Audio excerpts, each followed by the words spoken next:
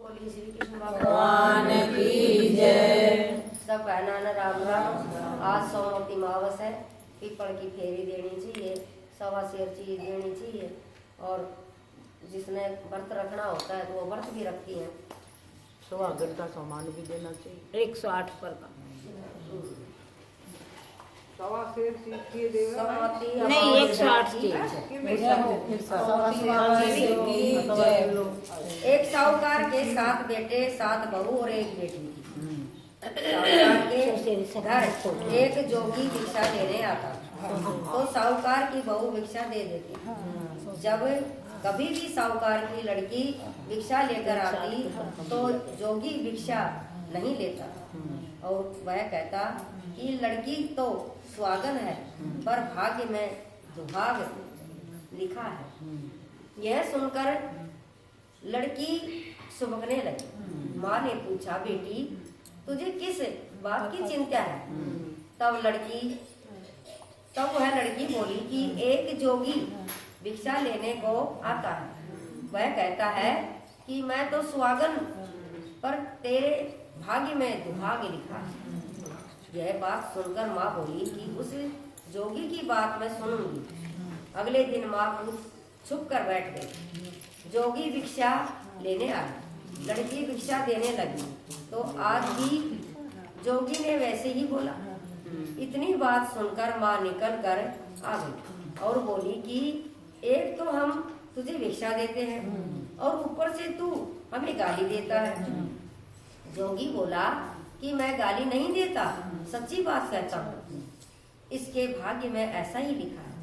तब माँ बोली कि अगर तुझे इतना ही मालूम है तो इससे बचने का उपाय भी तो मालूम होगा। जोगी बोला कि 7 समुद्र पार एक सोना धोबन रहती है, जिसने सोमवती अमावस्या कर रखी है। अगर वह इसे लाकर फल दे तो इसका सुहाग इसका दुहाग टल सकता है, नहीं तो विवाह के समय सर्प काटने से उसकी मृत्यु हो जाएगी। यह बात सुनकर माँ बहुत रोने लगी। अब माँ सोना धोबन के पास गई। रास्ते में बहुत तेज धूप पड़ रही थी तो एक पीपल के पेड़ के नीचे बैठी। पेड़ पर गरुड़ पंखनी का बच्चा रहता, जिसे सांप डसने आया तो साहूकारनी ने सांप को मार दिया और बच्चे को बचा लिया। अब गरुड़ पंखनी आई, सब जगह खून देखकर साहूकारनी को चोंच मारने लगी। साहूकारनी बोली, मैंने तो तेरा बच्चा बचाया है। अब गरुड़ पंखनी बोली कि तूने मेरे बच्चे को बचाया है सो कुछ मांग ले। साहूकारनी बोली, पहले वचन मांग। गरुड़ पंखनी बोली, मैं तुझे वचन देती हूँ। साहूकारनी बोली, मुझे 7 समुद्र पार सोना धोबन के घर पर छोड़ दो। अब गरुड़ पंखनी ने उसे सोना धोबन के घर छोड़ दिया। वहां जाकर साहूकारनी ने सोचा कि अब इसको कैसे मनाऊं। सोना धोबन के घर 7 बहू थी, जो कि घर का काम करने के लिए आपस में हर समय लड़ती झगड़ती थी। रात को सब सो जाते तो साहूकारनी सोना धोबन के घर आती और उनका सारा काम कर देती और दिन निकलने से पहले ही चली जाती।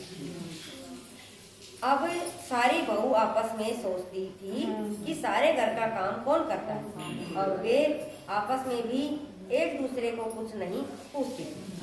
एक दिन सोना धोबन ने बहू से पूछा कि आजकल तुम आपस में लड़ती झगड़ती भी नहीं हो, सारे घर का काम कौन करता है? अब बहू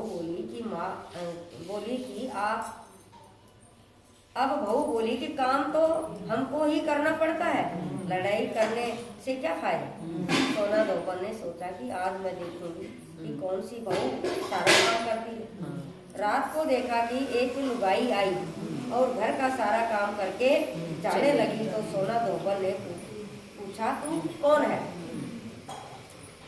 तुझे क्या चाहिए? साहूकारनी बोली, पहले वचन भर। तब सोना धोबन उसे वचन देती है अब साहूकार ने बोली कि मेरी बेटी के भाग्य में सुहाग लिखा है, तो तू चलकर सुहाग दे, क्योंकि तूने सोमवती अमावस्या कर रखी है। सोना धोबन अपने बहू बेटों से बोली कि मैं तो इसके साथ जा रही हूँ, पीछे तुम्हारे पिताजी मर जाएं तो उसे तेल के कूप में डालकर रख देना। अब वह साहूकारनी के घर आ गई। साहूकारनी ने अपनी बेटी का विवाह किया। जब फेरे होने लगे तो सोना धोबन कच्चा करवा दूध और तार लेकर बैठ। थोड़ी देर में सांप आया और उस लड़के को डसने लगा तो सोना धोबन ने करवा आगे कर तार से सांप को बांध दिया। डर के मारे सांप मर गया। अब सोना धोबन ने उसे सुहाग दी और बोला कि जितनी अमावस्या मैंने करी है उन सबका फल साहूकार की बेटी को मिलना चाहिए, और जो आगे करूंगी उनका फल मेरे पति और बेटे को मिलना चाहिए। अब कोई सोमवती की सब कोई सोमवती की जय जय बोलने लगे। सोना धोबन जाने लगी तो साहूकारनी बोली कुछ मांग ले, तूने मेरे जवाई को जीवन दान दिया है। वह बोली मुझे कुछ नहीं चाहिए। यह सुनकर वह चली गई। अब उसे रास्ते में फिर सोमवती अमावस्या आ गई। उसने पीपल के पेड़ के नीचे बैठकर कहानी सुनी, व्रत किया और पीपल की 108 फेरी लगाई। पीपल की पूजा करने के बाद वह घर पर गई। वहां पर जाकर देखा तो उसका पति मरा पड़ा है। जो उसने सोमवती अमावस्या रास्ते में की थी उसका फल अपने पति को दे दे। अब उसका पति भी जिंदा हो गया। सब कहने लगे कि तूने क्या किया जो ये जिंदा हो गया। तो वह बोली मैंने तो कुछ नहीं किया। रास्ते में सोमवती अमावस्या आई थी, सो उसकी पूजा करी थी, व्रत किया और 108 फेरी पीपल की लगाई। सारी नगरी में ढिंढोरा पिटवा दी कि अब कोई सोमवती अमावस्या की पूजा करे। सब कोई सोमवती अमावस्या की पूजा करे, व्रत रखिए, 108 फेरी पीपल की लगाइए। हे सोमवती अमावस्या, जैसे साहूकार की बेटी को सुहाग दिया वैसा सबको देना। बोले माता रानी की जय, सोमवती माता रानी की जय। सबका सुहाग बना भैया, सबका बेड़ा पार करियो हे माँ तेरा जो गायत्री माता नहीं इसमें 108 पर कम लगा।